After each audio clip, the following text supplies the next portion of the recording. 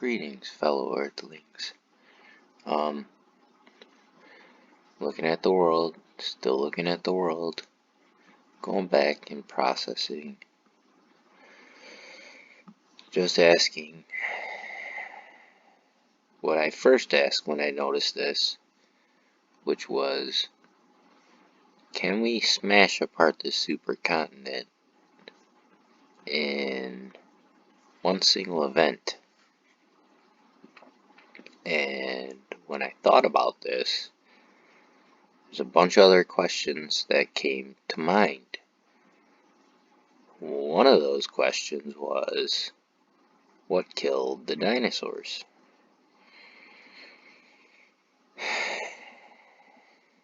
And most of us are taught a certain theory.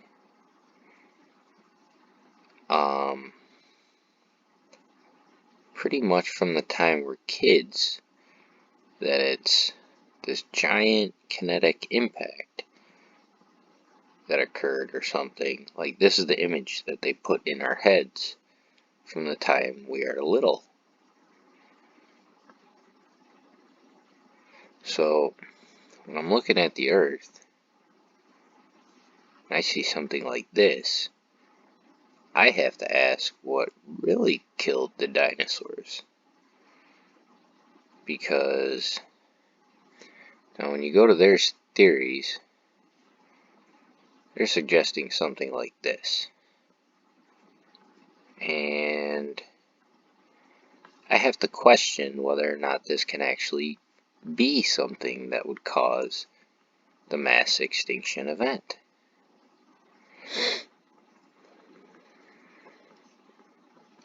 So what really killed the dinosaurs? And let's look at what they tell us. This is Britannica. One day, 66 million years ago, an asteroid the size of a mountain struck near the Yucatan Peninsula with an explosive force equivalent to 100 trillion tons of TNT. Okay, now let's go to the world. They say the Yucatan Peninsula here.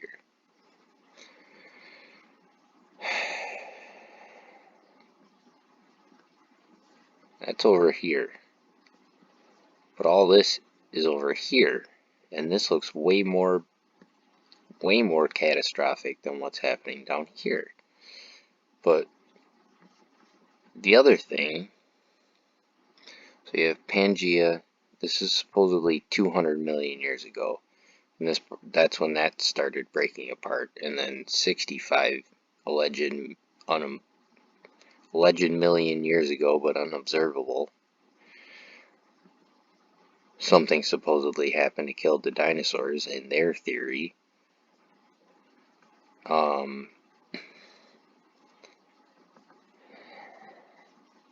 But if this broke apart quicker, might the same thing have caused the dinosaurs to die off? I don't know. What do you think killed the dinosaurs?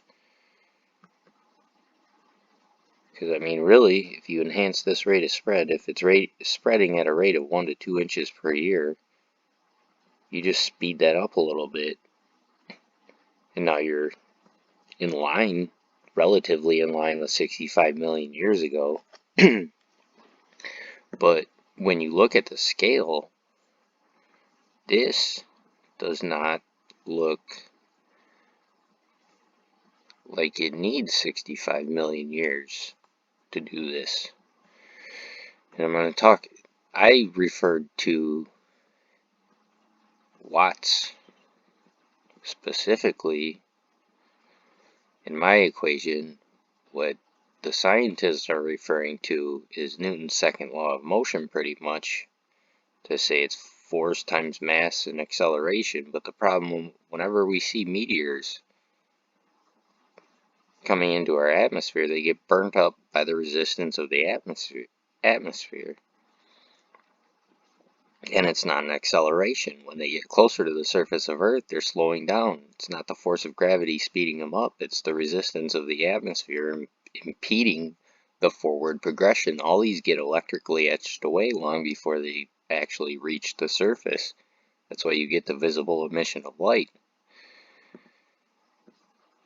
So can this even be possible to do this, is what's going on in my mind. Do you just completely discard this theory? I'm ready to discard it. Just like that, because I don't think this is possible.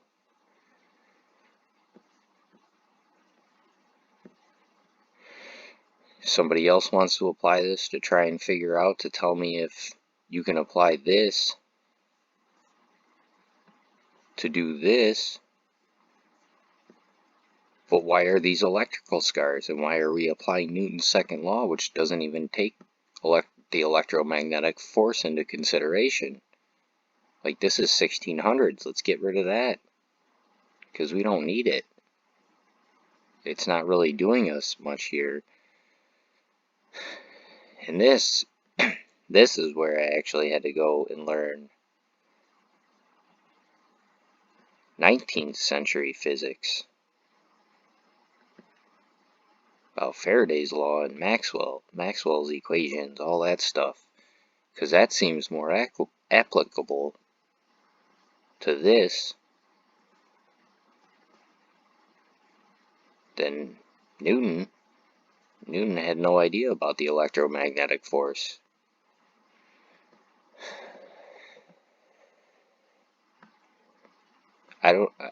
Can you do this merely by applying Newton's laws of physics? Use Newtonian physics to do something like this? I don't think so. They're saying the dinosaurs got struck by something that hit over here. And you look at the relative scale, I mean,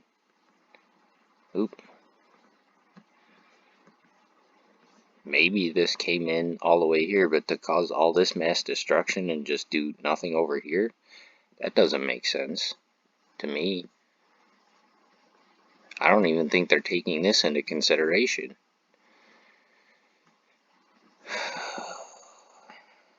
So if this is like this, and this is really where I began to challenge what I was taught, because up until this point, like, I was under the impression that what I was taught was like somewhat accurate, not like completely off.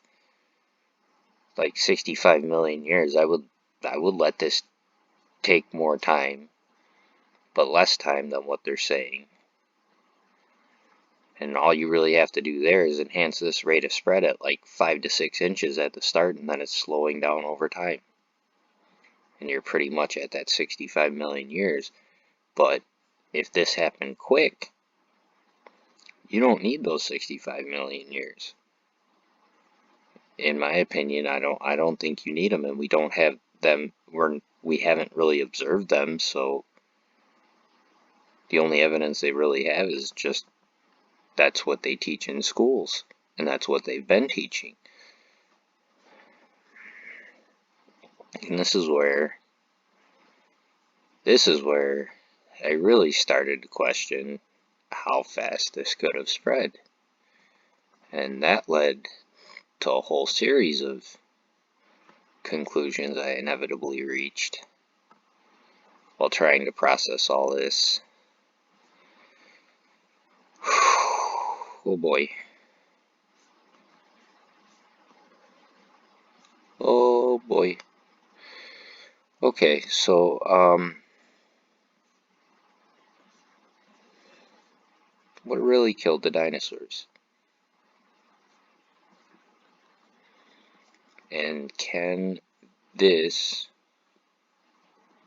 be caused by something like this?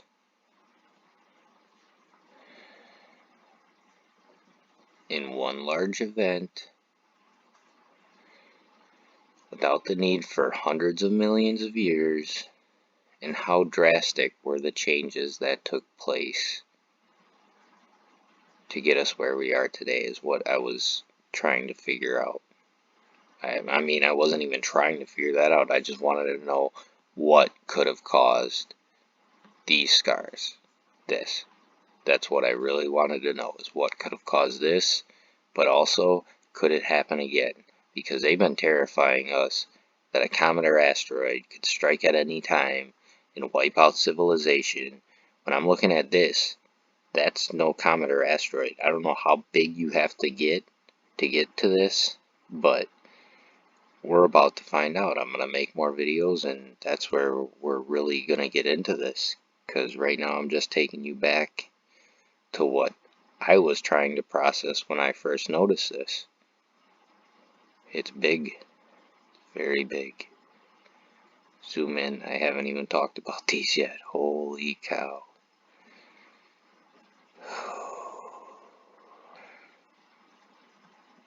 That's larger than the Yucatan Peninsula, but similar relative in size.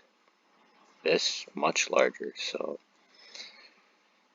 if this could have been an event to break this up, I think very distinctly there's a chance that this could have been enhanced, and now timelines are increasing, and we're going to have to talk about that, the difference in mentality. Like, we're taught uniformitarian mentality to assume these millions of years, hundreds of millions of years, when we have no observation of that in reality. So, I don't know, good luck everyone. This is going to be a lot to process. I'll try and work on it slowly as I go back and remember all the steps I took to reach the conclusions I did. Alright, Happy New Year everyone. I'll see you around. Bye-bye.